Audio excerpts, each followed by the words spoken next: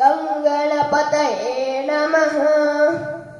सहस्रशीर्षं देवं विश्वाक्षं विश्वशम्भुवं विश्वं नारायणं देवमक्षरं परमं पदम् विश्वतः परमनित्यं विश्वं नारायणगुं हरिं विश्वामिवेदन् पुरुषस्तद्विश्वामुपजीवति पतिं विश्वस्यात्मेश्वरगुं शाश्वतगुं शिवमच्युतं नारायणं महाज्ञेयं विश्वात्मानं परायणां नारायण परो ध्याता ध्यानं नारायणः परः नारायण परं ब्रह्मा तत्त्वं नारायणः परः नारायण परो ध्याता ध्यानं नारायणः परः यच्च किञ्चित् जगत् सर्वं